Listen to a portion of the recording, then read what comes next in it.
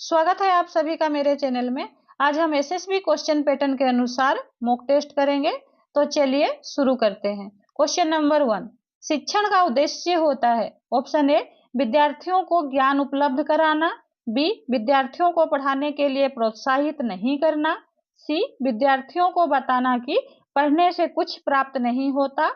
D, उपरोक्त में से कोई नहीं। तो शिक्षण यानी टीचिंग का उद्देश्य होता है बच्चों को ज्ञान दिलाना, इसीलिए इसका सही उत्तर हो जाएगा ऑप्शन ए, विद्यार्थियों को ज्ञान उपलब्ध कराना, उन्हें अच्छी बात बताना, इसीलिए इसका सही उत्तर होगा ऑप्शन ए।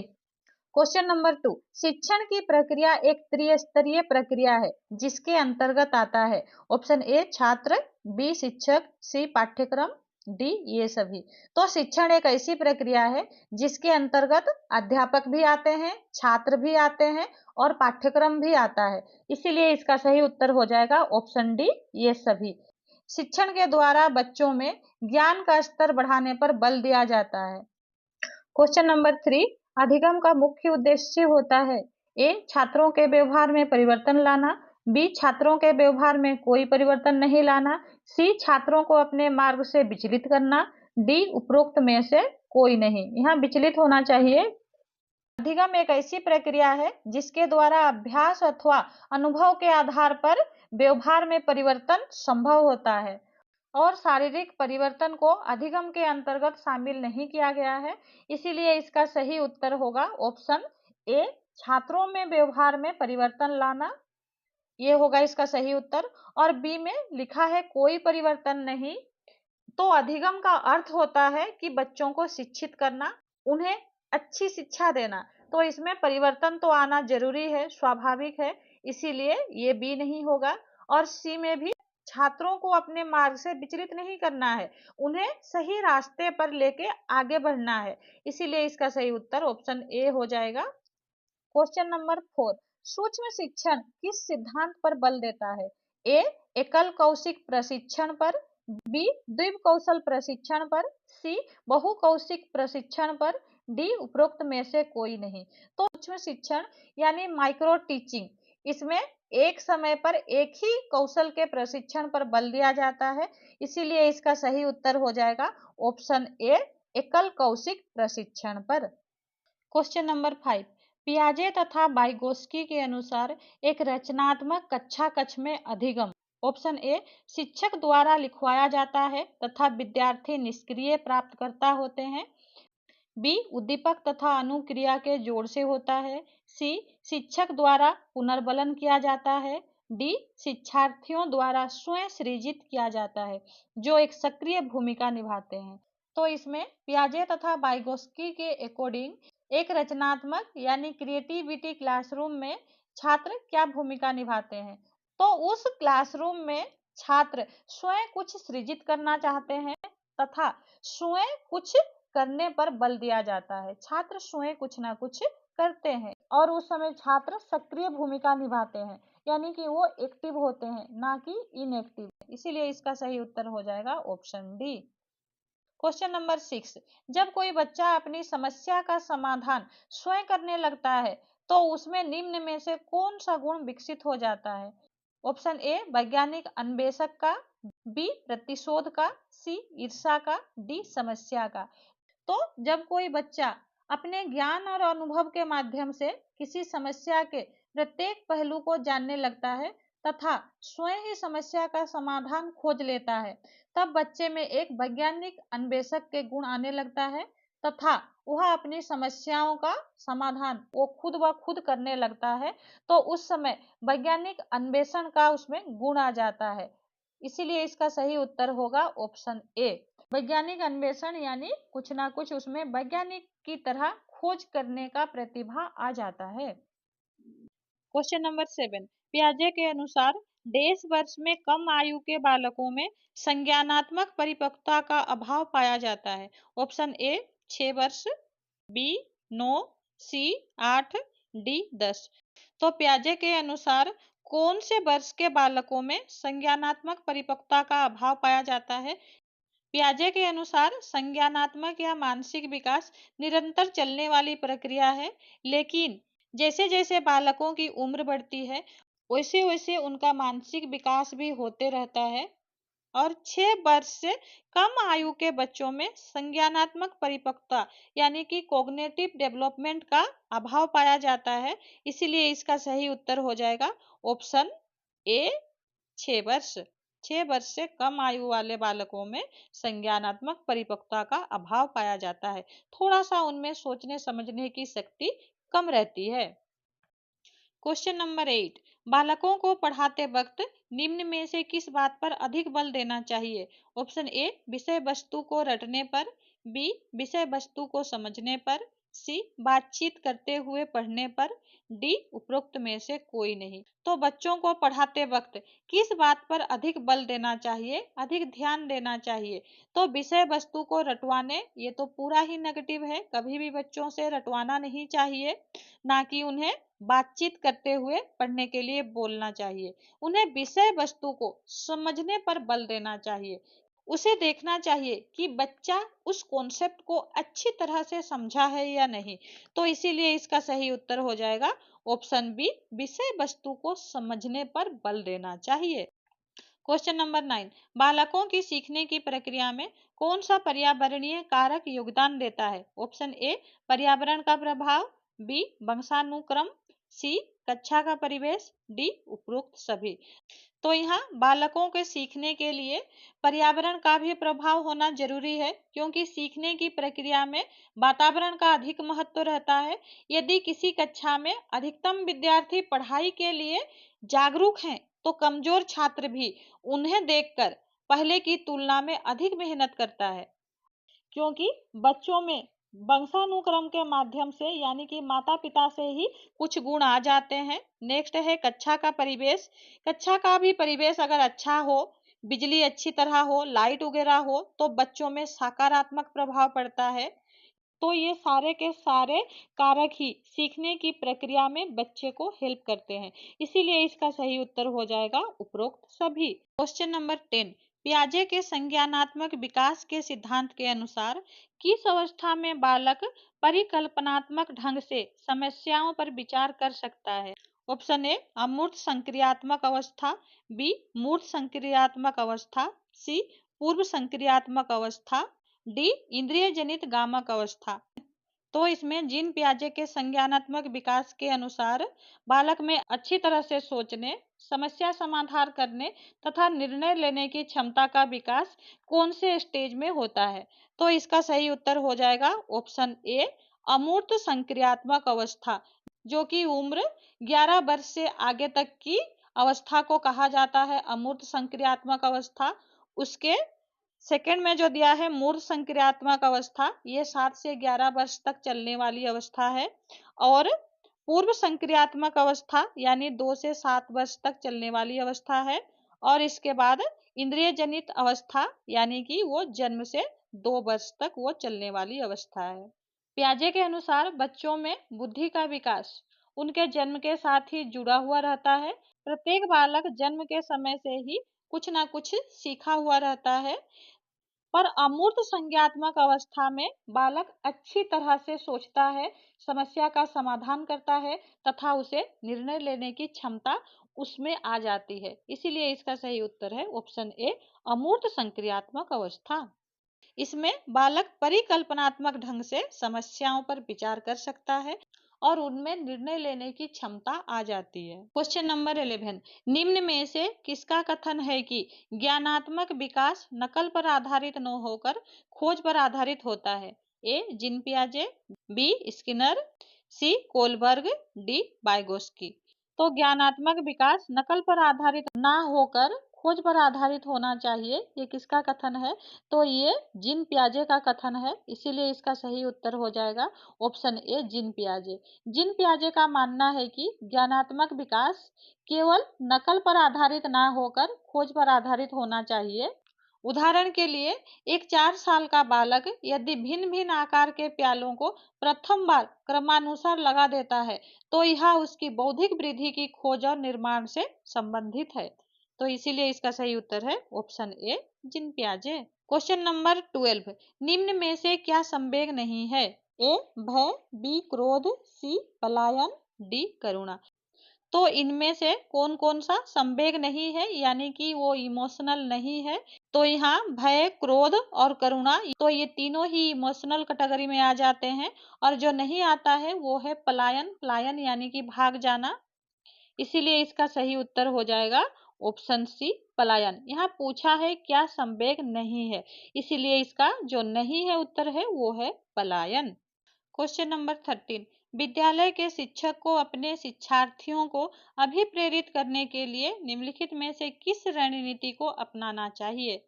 ए, प्रत्येक गतिविधि के प्रेरक के रूप में प्रोत्साहन, पुरस्कार और दंड का उपयोग करना। बी, बच्चों को उनकी रुचियों के अनुसार अपने लक्ष्य निर्धारित करने और उन्हें पाने के उद्यम में सहायता करना। सी, पूरी कक्षा के लिए मानक लक्ष्य निर्धारित करना और उनकी उपलब्धि के आकलन के लिए कठोर मानदंड निर्धारित करना। डी, प्रत्येक विद्यार्थी में अंक लाने के लिए प्रतिस्पर्धा को प्रोत्साहित करना। तो यहाँ एक टीचर को अपने स्टूडेंट को मोटिवेट करने के लिए कौन सा रणनीति अपनाना चाहिए? तो इसका सही उत्तर हो जाएगा ऑप्शन बी, बच्चों को उनकी रुचियों के अनुसार अपने लक्ष्य निर्धारित करने और उन्हें पाने के उद्यम में सहायता करना चाहिए। क्वेश्चन नंबर 14, स्कूल के भीतर और बाहर दोनों जगहों पर देश की देश चलती रहती है। ऑप्शन ए, विकास और प्रक्रिया। बी, बालक और शरारतें। सी, सीखने और प्रक्रिया। डी, शिक्षकों और प्रगति। तो स्कूल के बाहर और भीतर दोनों ही जगहों पर सीखने और प्रक्रिया चलते रहती है, यानी कि सीखने की प्रक्रिया वो चलते रहती है। इसीलिए इसका सही उत्तर हो जाएगा ऑप्शन सी, सीखने की प्रक्रिया चलती रहती है। क्वेश्चन नंबर 15, पिछड़े बालकों की पहचान निम्न में से किस परीक्षण के द्वारा की जा सकती है? ऑप्शन ए, सामूहिक परीक्षण। बी, उपलब्धि परीक्षण। सी, व्यक्तिगत बुद्धि परीक्षण। डी, उपरोक्त सभी के द्वारा। तो इन सारे परीक्षणों के द्वारा ही पहचान कर सकते हैं कि कौन सा थोड़ा सा निम्न स्तर वाला बच्चा है, इसे थोड़ा सा ज्यादा ध्यान देने की जरूरत है। तो इसलिए इसका सही उत्तर है ऑप्शन डी, उपरोक्त सभी के द्वारा। क्वेश्चन नंबर 16, समस्यात्मक बालक है। ए, झूठ बोलने वाला। बी, चोरी करने वाला। सी, माता पिता का कहना न मानने वाला। डी, उपरोक्त सभी। समस्यात्मक बालक उस बालक को कहते हैं जिसके व्यवहार में कोई ऐसी असामान्य बात होती है जिसके कारण वह समस्या उत्पन्न करता है, जैसे चोरी करना, झूठ बोलना, माता पिता का कहना ना मानना। तो इसीलिए इसका सही उत्तर हो जाएगा ऑप्शन डी, उपरोक्त सभी। क्वेश्चन नंबर 17, ब्रेल लिपि तकनीक का उपयोग निम्नलिखित में से किसके लिए होता है? ऑप्शन ए, संपूर्ण रूप से अंध बालकों के लिए। बी, अर्ध अंध बालकों के लिए। सी, सामान्य बालकों के लिए। डी, उपरोक्त में से किसी के लिए नहीं। तो ब्रेल लिपि का उपयोग अंध बच्चों के लिए किया जाता है जो कि पूरी तरह से अंधे होते हैं, ना कि अर्ध अंधे। इसीलिए इसका सही उत्तर हो जाएगा ऑप्शन ए, संपूर्ण रूप से अंध बालकों के लिए। क्वेश्चन नंबर 18, समावेशी शिक्षा का तात्पर्य सबको देश से है। ए, जातिगत भेदभाव के ऊपर उठकर पुरस्कृत करने। बी, समाविष्ट करने। सी, निःशुल्क पाठ्य पुस्तक उपलब्ध कराने। डी, पढ़ने के लिए बाध्य करने।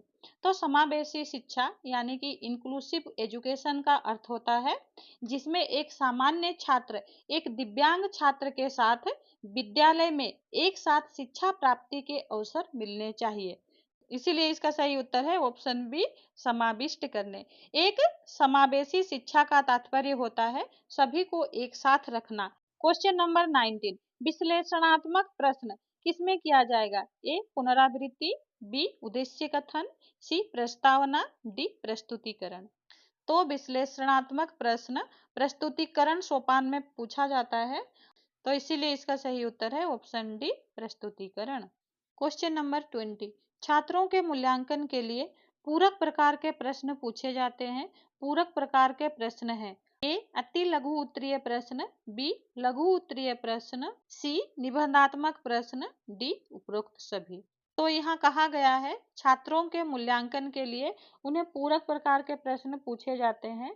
तो पूरक किस प्रकार के प्रश्न होते हैं? तो पूरक का अर्थ होता है विद्यार्थियों को एक शब्द में या कई वाक्यों अथवा अनुच्छेदों में उत्तर देना होता है। इस प्रकार के प्रश्नों को पूरक प्रश्न कहा जाता है। इसके अंतर्गत निबंधात्मक भी हो सकते हैं, लघु उत्तरीय भी हो सकता है, अति लघु भी हो सकता है। सभी प्रकार के प्रश्नों को ही पूरक प्रकार के प्रश्न कहा जाता है। क्वेश्चन नंबर 21, भाषा की परीक्षा में शब्द, पदबंध, वाक्य, अलंकार इत्यादि की जांच के लिए किस प्रकार के प्रश्नों का प्रयोग सर्वाधिक उपयुक्त होता है? ऑप्शन ए अति लघु उत्तरीय प्रश्न, बी वस्तुनिष्ठ प्रश्न, सी निबंधात्मक प्रश्न, डी उपरोक्त सभी। तो भाषा की परीक्षा में शब्द, पदबंध, वाक्य, अलंकार इत्यादि की जांच के लिए सर्वोत्तम जो उपाय है वो है अति लघु उत्तरीय प्रश्न। इसीलिए इसका सही उत्तर होगा ऑप्शन ए अति लघु उत्तरीय प्रश्न। अति लघु उत्तरीय प्रश्न वे हैं जिनके द्वारा निश्चित परीक्षा बिंदु जाना जाता है और वस्तुनिष्ठता को चिन्हित किया जाता है। इन प्रश्नों से ज्यादातर विषय वस्तु के मूल को समझा जा सकता है। अति लघु उत्तरीय प्रश्नों के अंतर्गत परीक्षार्थी से शब्द, पदबंध अथवा अलंकार और वाक्य पूछकर प्रश्नों के उत्तर को जाना जा सकता है। इससे उत्तर एक शब्द या एक वाक्य में दिया जा सकता है। इसके उत्तर देने में ज्यादा से ज्यादा 1-2 मिनट का ही समय लगता है और आधा से 1 नंबर दिया जा सकता है। इसीलिए इसका सही उत्तर है ऑप्शन ए अति लघु उत्तरीय प्रश्न।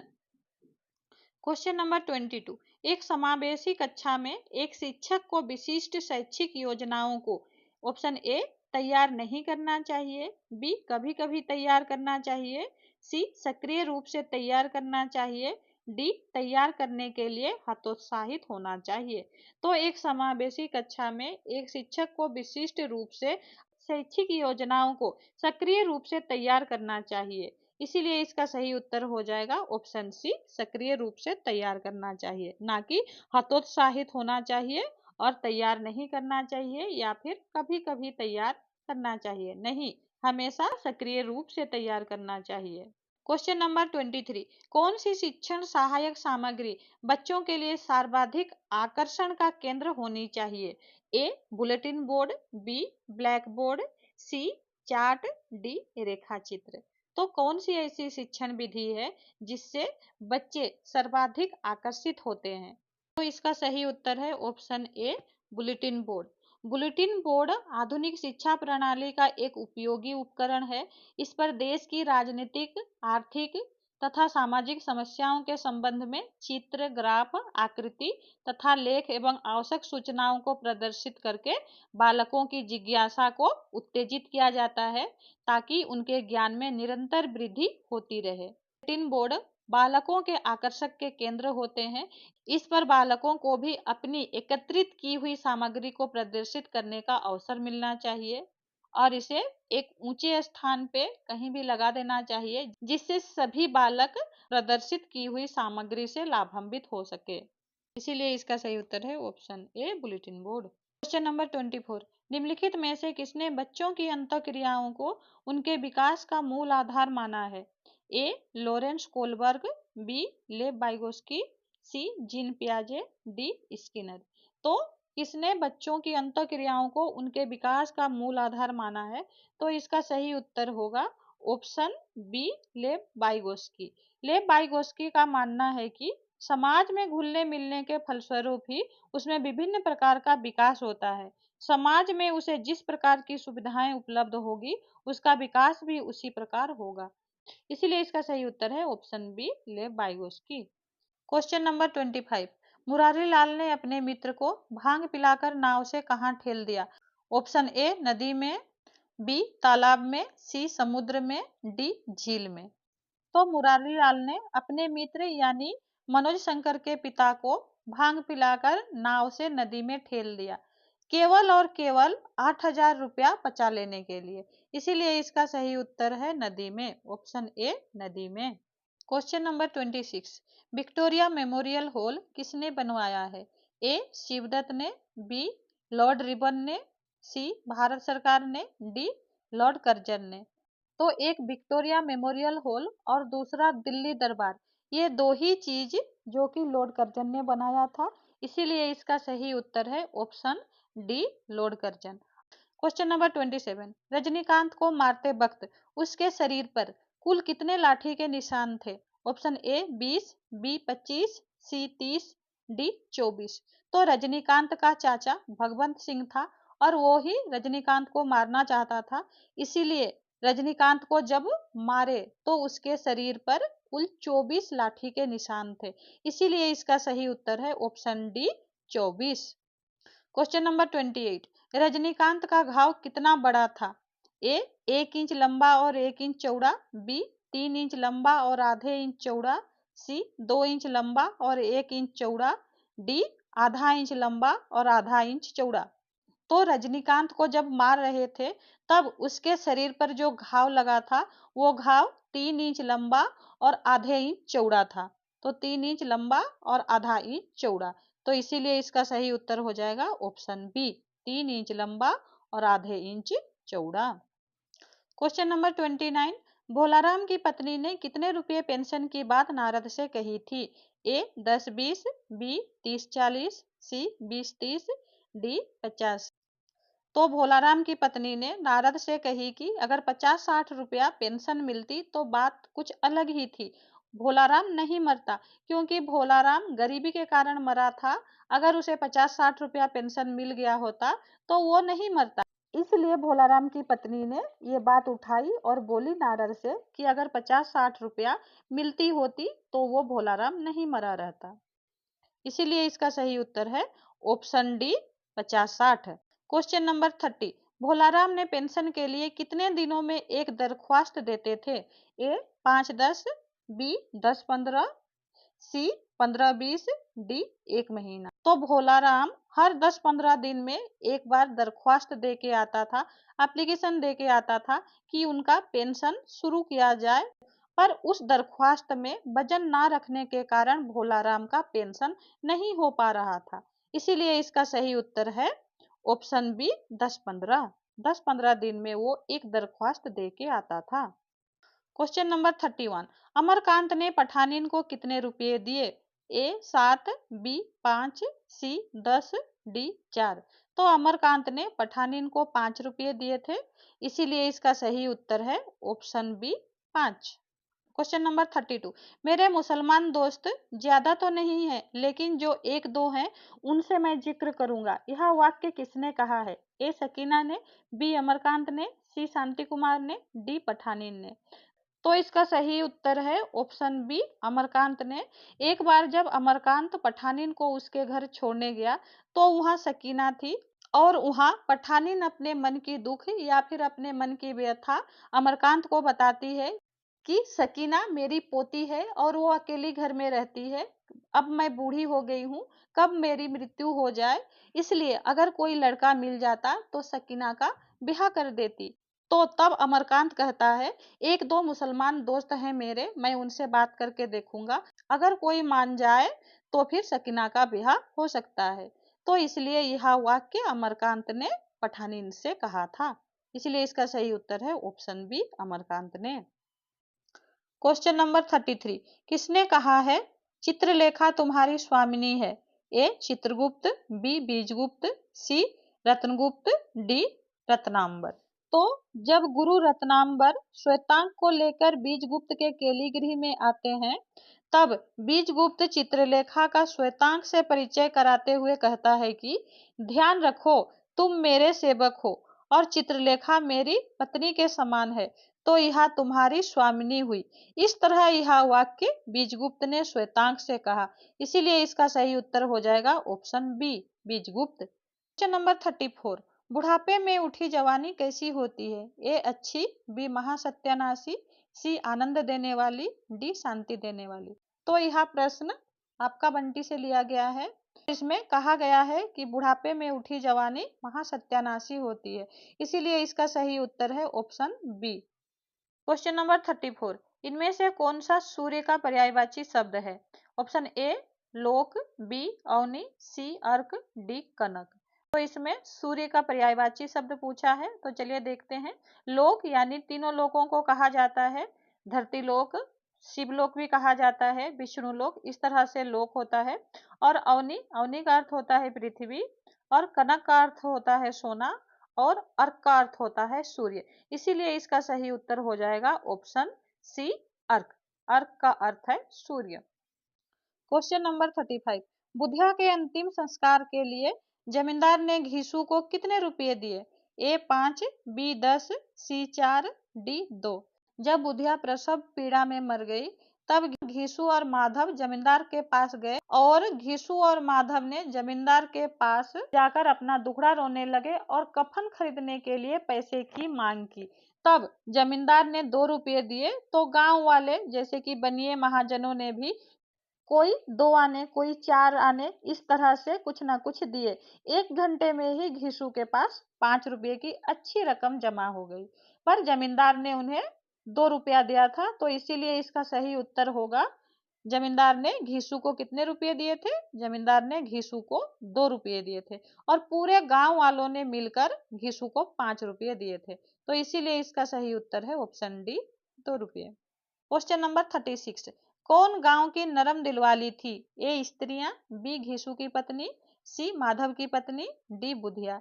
तो गांव की नरमदिल स्त्रियां आकर लाश देखती थी और उसकी बेकसी पर 2 बूंद आंसू गिराकर चली जाती थी। तो गांव की स्त्रियां, इसीलिए इसका सही उत्तर है ऑप्शन ए, गांव की स्त्रियां, जो कि बुधिया की लाश देखने आती थी और थोड़ा बहुत आंसू गिरा के चली जाती थी। क्वेश्चन नंबर 37, संध्या सुंदरी की आंचल कैसा था? ए सुंदर, बी लाल, सी भयानक, डी सफेद।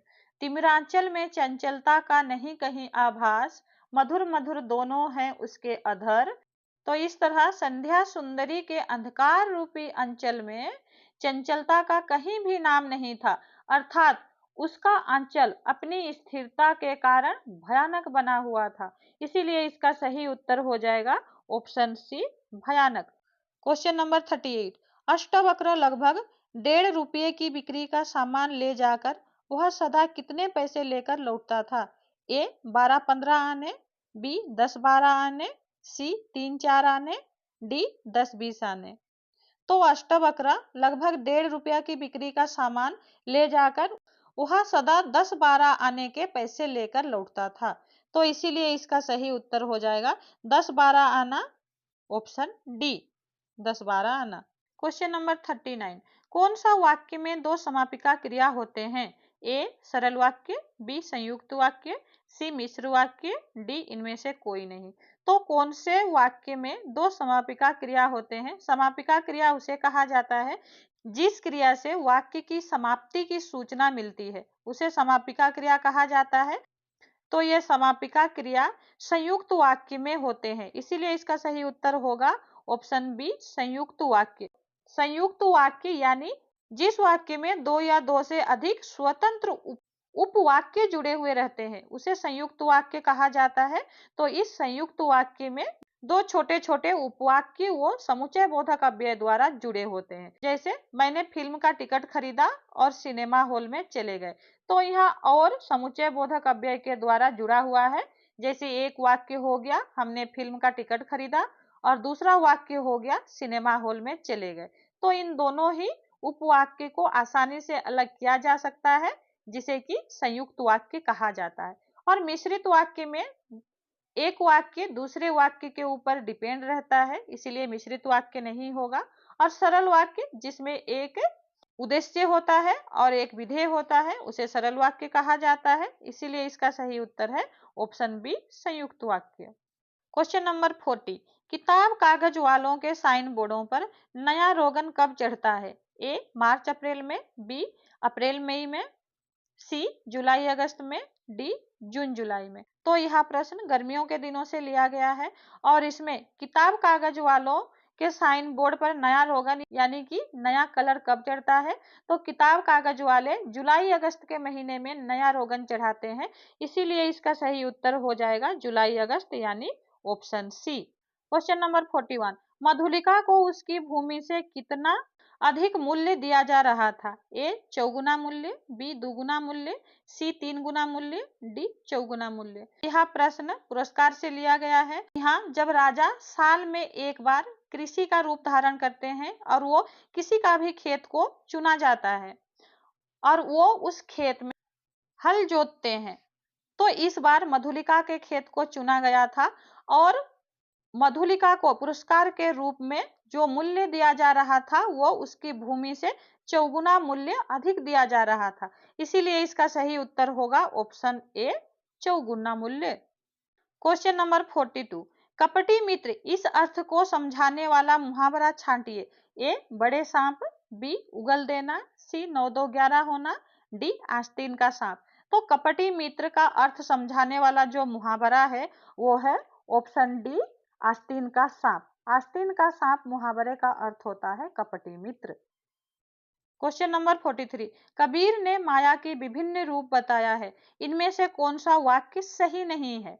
ए, समुद्र में मछली के रूप में, बी, शिव के पास पार्वती के रूप में, सी, राजमहल में सुंदरी रानी के रूप में, डी, मंदिर में मूर्ति के रूप में। तो यहाँ पर शिव के पास पार्वती के रूप में माया रहती है, राजमहल में रानी के रूप में माया रहती है और मंदिर में मूर्ति के रूप में माया रहती है, और जो नहीं रहती है वो समुद्र में मछली के रूप में। ये ऑप्शन गलत है, ये सही नहीं है, इसीलिए इसका सही उत्तर हो जाएगा ऑप्शन ए, समुद्र में मछली के रूप में माया नहीं रहती है।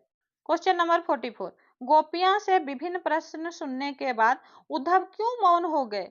ए, उद्धव प्रश्नों का उत्तर नहीं जानते थे, उद्धव उत्तर नहीं कहना चाहते थे, सी, उद्धव अपने सीमित बुद्धि में उत्तर ना दे सका, डी, इनमें से कोई नहीं। यह प्रश्न भ्रमर गीत से लिया गया है, इसीलिए इसका सही उत्तर है ऑप्शन सी, उद्धव अपने सीमित बुद्धि में उत्तर ना दे सका, क्योंकि उद्धव उन गोपियों को समझाने आए थे कि निर्गुण ब्रह्म की पूजा करो, ना कि सगुण, यानी कि गोपियां श्री कृष्ण को मानती थी, पूजा करती थी।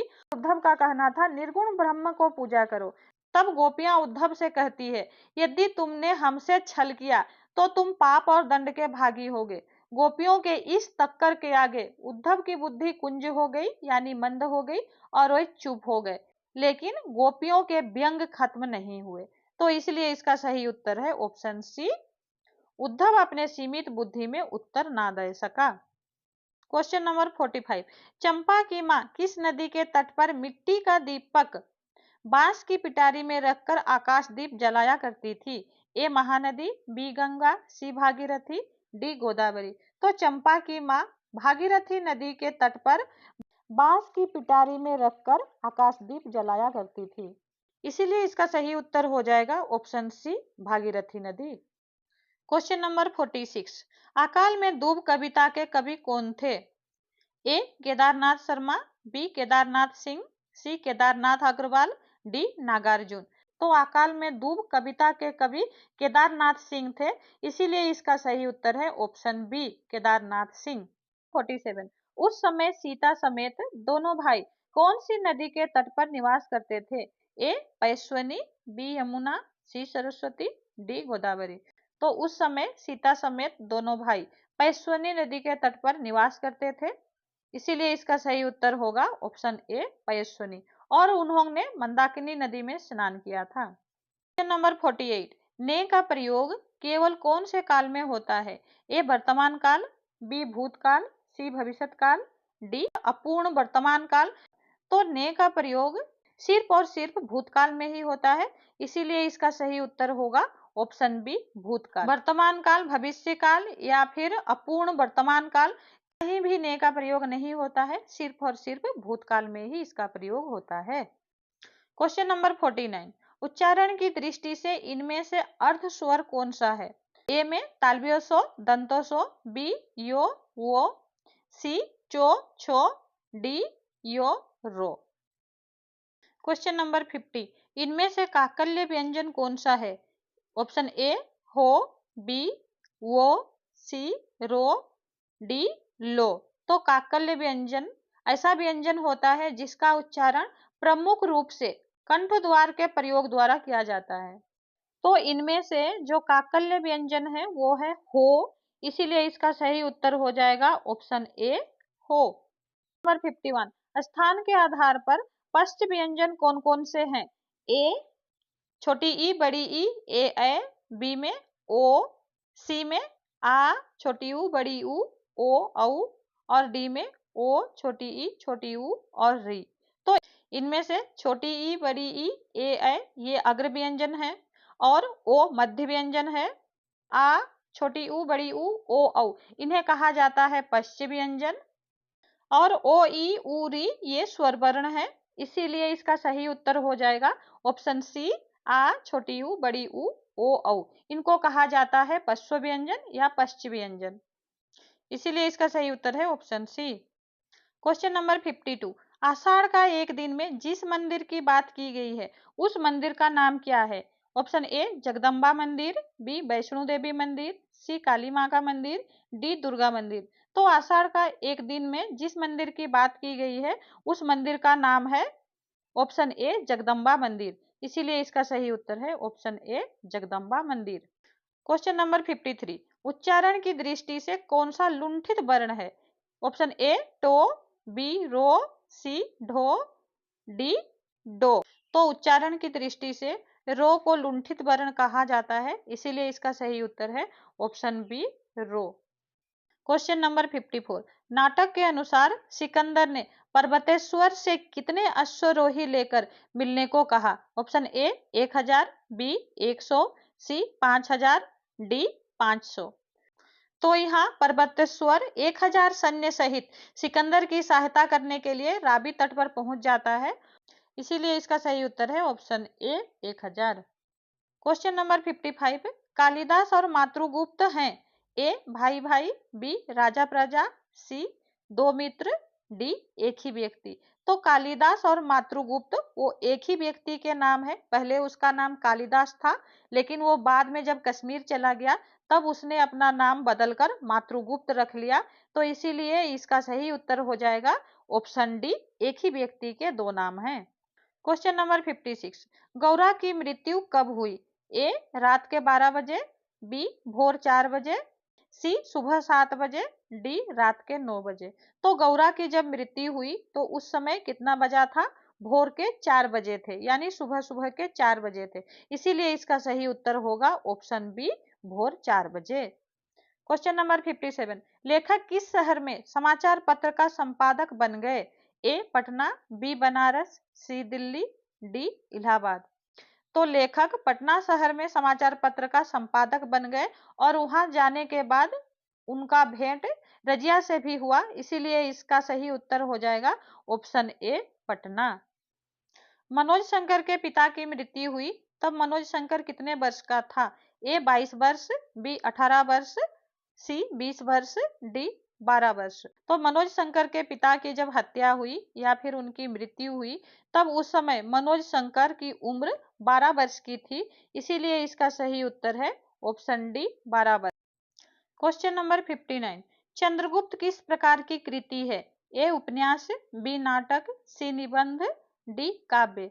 तो चंद्रगुप्त एक नाटक है, इसीलिए इसका सही उत्तर होगा ऑप्शन बी नाटक। क्वेश्चन नंबर 60, सामने तरु मल्लिका अट्ठालिका प्रकार, इससे कैसा सूचना मिलता है? ए दीनों की दीनता, बी मनुष्यों की मनुष्यता, सी पूंजीवादी की वैभवशालीनता, डी साधुओं की साधुता। तो यह प्रश्न तोड़ती पत्थर से लिया गया है और जिनके कवि का नाम है सूर्यकांत त्रिपाठी निराला। तो इसमें सामने तरु मल्लिका अट्ठालिका प्रकार, इस पंक्ति में पूंजीवादी की वैभवशालीनता का संकेत मिलता है, जिससे उस मजदूरनी की दीन अवस्था और भी अधिक निखर आती है। एक मजदूरनी की अवस्था के बारे में यहाँ पर वर्णन किया गया है कि वो तपती धूप में भी पत्थर तोड़ रही है, इसीलिए इसका सही उत्तर है ऑप्शन सी पूंजीवादी और वैभवशालीनता। क्वेश्चन नंबर 61, कौन हृदय राज्य की रानी संध्या सुंदरी का अभिषेक करता हुआ जान पड़ता है? ए चंद्रमा, बी बारिश, सी चांद का किरण, डी एक हंसता हुआ तारा। तो इसका सही उत्तर है एक हंसता हुआ तारा हृदय राज्य की रानी संध्या सुंदरी का अभिषेक करता हुआ जान पड़ता है। क्वेश्चन नंबर 62, कुरुक्षेत्र में किसको नरव्याघ्र कहा गया है? ए दुर्योधन को, बी युधिष्ठिर को, सी भीम को, डी कर्ण को। तो दुर्योधन का दूसरा नाम सुयोधन भी था और वह मनुष्य होकर भी जो व्यवहार कर रहा था वह पशुओं के भांति था, यानी व्याघ्र के समान था, इसीलिए दुर्योधन को नरव्याघ्र कहा गया है, इसीलिए इसका सही उत्तर है ऑप्शन ए दुर्योधन को। क्वेश्चन नंबर 63, हिमांशु शब्द का संधि विच्छेद कीजिए।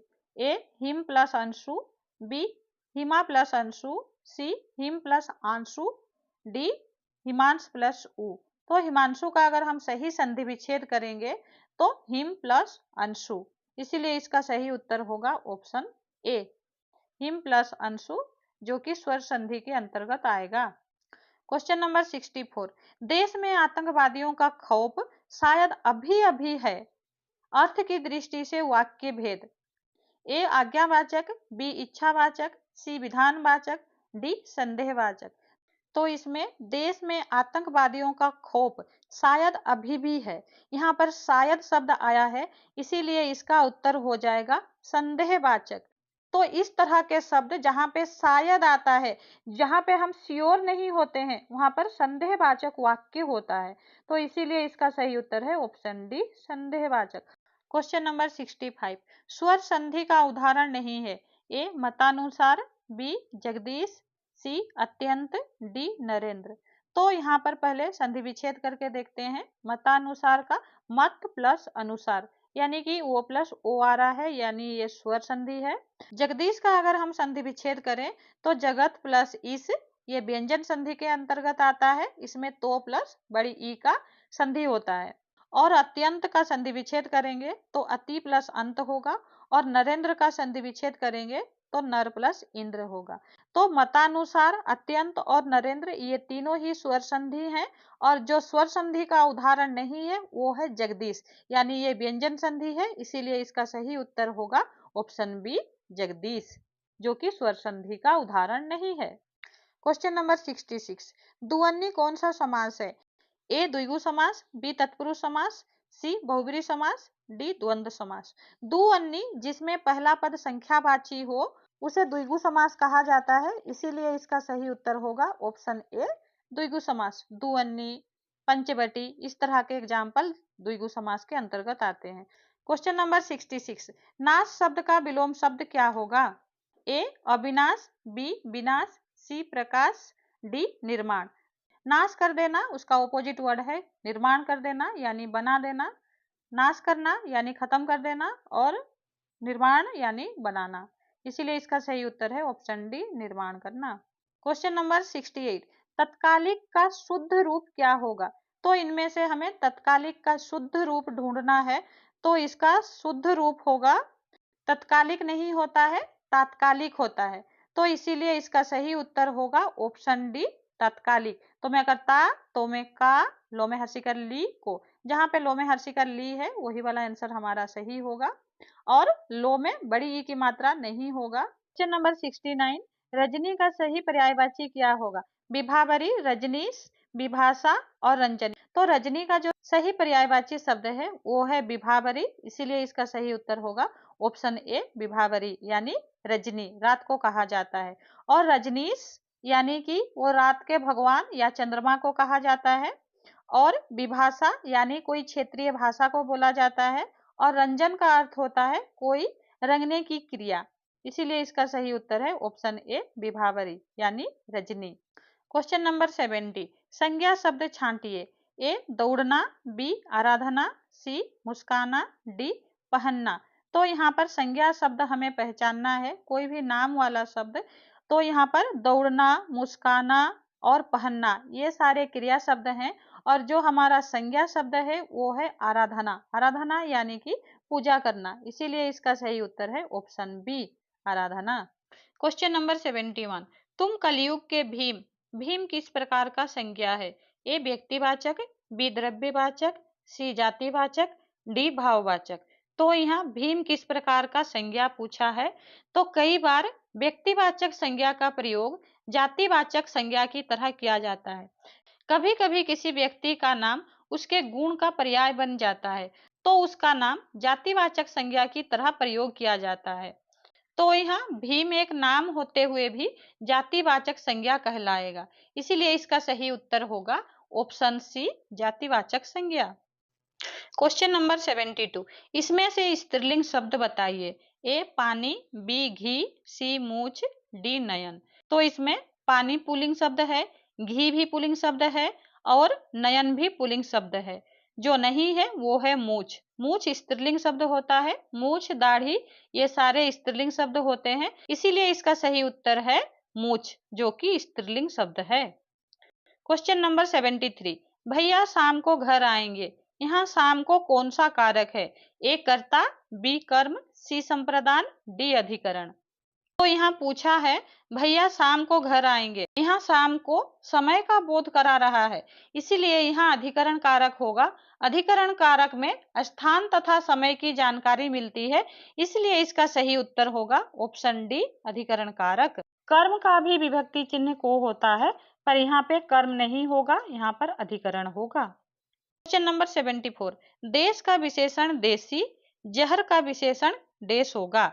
ए जहरीला, बी में भी जहरीला है, एक छोटी ई एक बड़ी ई, सी जहरी, डी जहरी, इसमें भी एक छोटी ई एक बड़ी ई। तो देश का विशेषण होता है देशी, तो जहर का विशेषण जहरी नहीं होगा, इसका जहर का विशेषण जहरीला होता है, जिसमें जो हो रोमे दीर्घ कर री, लोमे आ कर ला, जिसमें बड़ी की मात्रा होगा वही वाला जहरीला शब्द होगा, इसीलिए इसका सही उत्तर होगा ऑप्शन बी, जहरीला। क्वेश्चन नंबर 75, जीतना प्रेरणार्थक क्रिया बताइए। ए जितवाना, बी जिताना, सी जिताना, एक में छोटी ई एक में बड़ी ई, डी जीत जाना। अगर जीतना का प्रेरणार्थक क्रिया बताइए बोलेगा तो उसमें हम प्रथम प्रेरणार्थक क्रिया का प्रयोग करेंगे।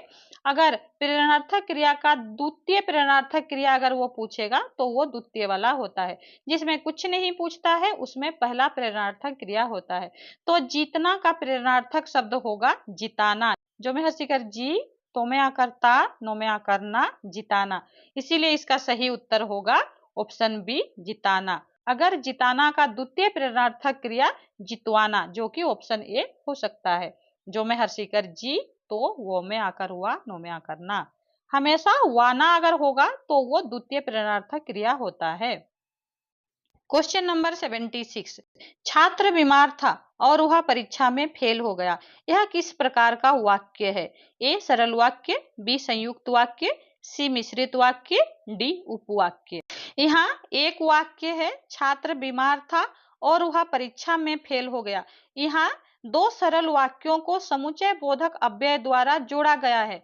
एक वाक्य में छात्र बीमार था और दूसरा वाक्य में वह फेल हो गया, तो इन दोनों वाक्यों को और यानी समुच्चय बोधक अव्यय से जोड़ा गया है, इसलिए इसका सही उत्तर होगा संयुक्त वाक्य। संयुक्त वाक्य में दो सरल वाक्यों को जोड़ा जाता है, इसीलिए इसका सही उत्तर होगा ऑप्शन बी, संयुक्त वाक्य।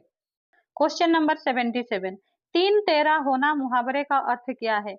ए तितर बितर होना, बी रिश्तेदार बनाना, सी भाग जाना, डी इज्जत बचाना। तो तीन तेरा होना मुहावरे का अर्थ होता है तितर बितर होना, इसीलिए इसका सही उत्तर होगा ऑप्शन ए, तितर बितर होना।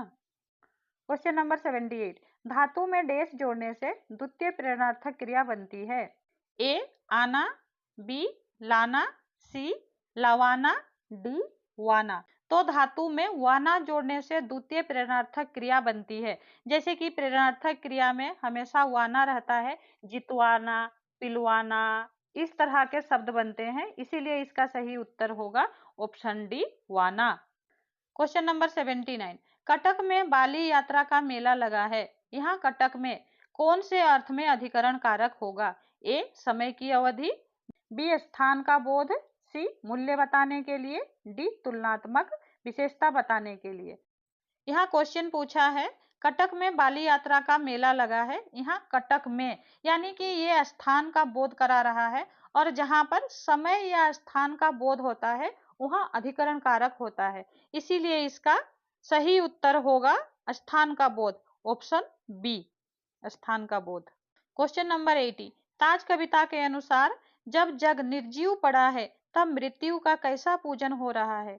ए दुखद, बी अमर, सी अपार्थिव, डी अमर अपार्थिव। तो यहाँ कविता है, हाय मृत्यु का ऐसा अमर अपार्थिव पूजन जब विषण निर्जीव पड़ा हो जग का जीवन, तो इसीलिए इसका सही उत्तर होगा ऑप्शन डी, अमर अपार्थिव। इस कविता में ताजमहल को देखकर कवि के मन में उठी प्रतिक्रियाओं का वर्णन किया गया है। जब समाज भूख प्यास बीमारी गरीबी और भयानक उलझन में निर्जीव सा हो गया था। उस समय किसी मृत व्यक्ति की स्मृति अमर करने के लिए लाखों लोगों के परिश्रम और धन को व्यर्थ ही बर्बाद किया गया था। नंबर 81, कविता के अनुसार भारतीयों ने किसको धर्म की दृष्टि दी? ए चीन, बी पाकिस्तान, सी सिंहल, डी नेपाल। इस कविता में भारतीयों ने चीन को धर्म की दृष्टि दी, इसीलिए इसका सही उत्तर होगा ऑप्शन ए चीन। यौवन को दिया दया का दान और चीन को मिली धर्म की दृष्टि, और मिला था स्वर्ण भूमि को रत्न, सिंह को सिंहली को भी सृष्टि। क्वेश्चन नंबर 82, भारतवर्ष कविता के अनुसार हमारे वचन में क्या था और हृदय में क्या था? ए बात और शांति, बी सत्य और शांति, सी सत्य और तेज, डी सत्य और शक्ति। तो भारतवर्ष कविता के अनुसार हमारे वचन में सत्य था और हृदय में तेज था, इसीलिए इसका सही उत्तर हो जाएगा सत्य और तेज, ऑप्शन सी सत्य और तेज। क्वेश्चन नंबर 83, प्रथम रश्मि कविता के अनुसार क्या थमे हुए थे? ए वृक्षों के फूल, बी वृक्षों के पत्ते, सी पवन, डी इनमें से कोई नहीं। प्रथम रश्मि कविता के अनुसार श्वास शून्य थे तरु के पात, यानी वृक्षों के पत्ते थमे हुए थे, इसीलिए इसका सही उत्तर है ऑप्शन बी वृक्षों के पत्ते। क्वेश्चन नंबर 84, रानी लक्ष्मीबाई की उम्र कितनी थी जब उनकी मृत्यु हुई? ए 20, बी 22, सी 23, डी 24। तो रानी लक्ष्मीबाई की उम्र 23 वर्ष की थी जब उनकी मृत्यु हुई। अभी उम्र कुल 23 की थी, मनु नहीं अवतारी थी, इसीलिए इसका सही उत्तर है option C 23। Question number 85, Shri Ramchandra ji ने केवट को उतराई के लिए क्या भेंट करते हैं? ए आशीर्वाद, बी अंगूठी, सी पैसे, डी माला। श्री रामचंद्र जी सीता और लक्ष्मण को जब केवट ने गंगा पार करा दिया, तब केवट ने नाव से उतरकर श्री रामचंद्र जी को दंडवत प्रणाम किया, और तब प्रभु को संकोच हुआ कि इसको कुछ नहीं दिया। तो इस समय पति के हृदय की दशा सीता जी जान लेती है और अपने हाथ से रत्न जड़ित अंगूठी उतार के प्रभु श्री राम को दे देती है। तब प्रभु श्री रामचंद्र जी उस अंगूठी को केवट को देते हैं कि यह तेरा उतराई ले लो। तब केवट उस अंगूठी को लेने से मना कर देता है और कहता है कि आप जब वापस आएंगे तब आप जो भी आशीर्वाद मुझे करेंगे वो मुझे शिरोधार्य होगा। तो इसीलिए इसका सही उत्तर होगा ऑप्शन बी अंगूठी। क्वेश्चन नंबर 86, रानी लक्ष्मीबाई का घोड़ा कितने मील निरंतर जाने के बाद थककर भूमि पर गिर पड़ा? ए 100 मील, बी 50 मील, सी 20 मील, डी 30 मील। तो रानी लक्ष्मीबाई का घोड़ा 100 मील निरंतर चलने के बाद वह भूमि पर गिर पड़ा और स्वर्ग सिधर गया, तो इसीलिए इसका सही उत्तर होगा 100 मील। क्वेश्चन नंबर 87, रानियों और बेगमों के कपड़े गहने कहाँ बिकते थे? ए महाराष्ट्र के बाजार में, बी कलकत्ते के बाजार में, सी लखनऊ के बाजार में, डी कानपुर के बाजार में। रानी रोई रानी वासों में, बेगम गम से थी बेजार, उनके गहने कपड़े बिकते थे कलकत्ते के बाजार। तो इसीलिए इसका सही उत्तर हो जाएगा ऑप्शन बी कलकत्ते के बाजार में सरेआम रानियों और बेगमों के कपड़े बिकते थे। क्वेश्चन नंबर 88, सुनंदा की अवस्था लगभग कितनी होगी? ए 15-16, बी 16-17, सी 20-22, डी 17-20। सुनंदा नायिका है, उनकी उम्र लगभग 20-22 की होगी, इसीलिए इसका सही उत्तर है option C 20-22। Question number 89, Kalindi Charan के पीछे पीछे कितने मित्र आए? A 3, B 4, C 5, D 2। तो कालिंदी चरण जब घर आए तो उनके पीछे पीछे 3 और मित्र आए, इसीलिए इसका सही उत्तर होगा ऑप्शन ए 3, कालिंदी चरण के पीछे पीछे 3 मित्र आए। क्वेश्चन नंबर 90, झांसी के राजा के मरने के बाद किसने झांसी दुर्ग पर अपना झंडा फहराया? ए लेफ्टिनेंट ने, बी वाकर ने, सी डलहौजी ने, डी सिंधिया ने। तो झांसी के राजा के मरने के बाद डलहौजी ने झांसी दुर्ग पर अपना झंडा फहराया और उसने ऐलान कर दिया कि अब यह झांसी हमारा है, इसीलिए इसका सही उत्तर है ऑप्शन सी डलहौजी ने। क्वेश्चन नंबर 91, इसमें से लक्ष्मीबाई की सखियां कौन थी? ए सरनाम और अभिराम, बी कान्हा और मंदरा, सी रंगिणी और संगिनी, डी सुनैना और सुनंदा। तो यहाँ लक्ष्मीबाई की जो दो सखियां थी उनका नाम था काना और मंदरा, जो कि रानी को युद्ध में बहुत मदद की थी। इसीलिए इसका सही उत्तर हो जाएगा ऑप्शन बी, काना और मंदरा, जो कि रानी की सहेलियां थी। क्वेश्चन नंबर 92, कंदर्प पूजा कब मनाया जाता है? ए त्रयोदशी में, बी चतुर्दशी में, सी अमावस्या में, डी पूर्णिमा में। तो यह प्रश्न अशोक का फूल से लिया गया है और इसमें कंदर्प पूजा त्रयोदशी के दिन मनाया जाता है, इसीलिए इसका सही उत्तर है ऑप्शन ए, त्रयोदशी में। क्वेश्चन नंबर 93, मजदूरनी की कातर दृष्टि से कवि को क्या सुनाई दी? ए कोमल संगीत, बी वीणा की झनकार, सी मर्मांतक झनकार, डी इनमें से कोई नहीं। मर्मांतक झनकार सी कवि को सुनाई दी, इसीलिए इसका सही उत्तर है ऑप्शन सी, मर्मांतक झनकार। क्वेश्चन नंबर 94, जुगनू किसकी कविता है? ए रामधारी सिंह दिनकर, बी केदारनाथ सिंह, सी हरिवंश राय बच्चन, डी जयशंकर प्रसाद। तो जुगनू कविता के कवि हरिवंश राय बच्चन है, इसीलिए इसका सही उत्तर है ऑप्शन सी, हरिवंश राय बच्चन। क्वेश्चन नंबर 95, केवट प्रसंग किसकी कविता है? ए कबीरदास, बी बिहारी लाल, सी सूरदास, डी तुलसीदास। तो केवट प्रसंग तुलसीदास जी की कविता है, इसीलिए इसका सही उत्तर है ऑप्शन डी, तुलसीदास। तुलसीदास जी का दो कविता हमारे इस सिलेबस में है, केवट प्रसंग और भरत महिमा। क्वेश्चन नंबर 96, झांसी की रानी यह किसकी कविता है? ए जयशंकर प्रसाद, बी रामधारी सिंह दिनकर, सी हरिवंश राय बच्चन, डी सुभद्रा कुमारी चौहान। तो झांसी की रानी कविता के कवयित्री हैं सुभद्रा कुमारी चौहान, इसीलिए इसका सही उत्तर है option D, Subhadra Kumari Chauhan. Question number 97, Kurukshetra काव्य के तृतीय सर्ग किस पर आधारित है? ए कृष्ण का युद्ध वर्णन, बी युधिष्ठिर का युद्ध वर्णन, सी भीष्म का युद्ध वर्णन, डी इनमें से कोई नहीं। तो कुरुक्षेत्र काव्य में हमारे तीन सर्ग हैं यहाँ पर। तो प्रथम सर्ग में युद्धोपरांत युधिष्ठिर का ग्लानि दिखाया गया है और द्वितीय सर्ग में महाभारत युद्ध विफल हो गया, यहाँ पितामह और युधिष्ठिर का वार्तालाप दिखाया गया है, युधिष्ठिर का प्रश्न होता है और पितामह का उत्तर होता है।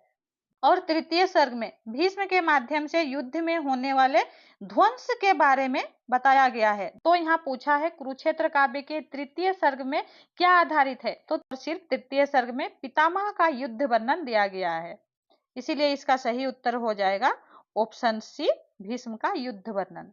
क्वेश्चन नंबर 98, हुआ ना यह भी भाग्य अभागा, किस पर विफल गर्व अब जागा, किसने अपनाया था त्यागा, रहे स्मरण ही आते। यह किसकी कविता है? ए सुमित्रा नंदन पंत, बी रामधारी सिंह दिनकर, सी मैथिली शरण गुप्त, डी केदारनाथ सिंह। तो यह कविता यशोधरा से लिया गया है और यशोधरा कविता के कवि हैं मैथिली शरण गुप्त, इसीलिए इसका सही उत्तर होगा ऑप्शन सी। यहाँ पर ओडिया अनुवाद नहीं लिया गया है, ओडिया अनुवाद भी आएगा। क्वेश्चन नंबर 99, चित्रलेखा किस प्रकार की कृति है? ए उपन्यास, सी निबंध, बी नाटक, डी रेखा चित्र। तो चित्रलेखा एक उपन्यास है, इसीलिए इसका सही उत्तर होगा ऑप्शन ए, उपन्यास। क्वेश्चन नंबर 100, पत्नी कहानी किस प्रकार की कृति है? ए मनोवैज्ञानिक, बी सांसारिक विसंगति, सी यथार्थवादी, डी प्रतीकात्मक। तो पत्नी कहानी जिनके लेखक है जैनेन्द्र कुमार, ये एक मनोवैज्ञानिक कहानी है, इसीलिए इसका सही उत्तर होगा ऑप्शन ए, मनोवैज्ञानिक। धन्यवाद।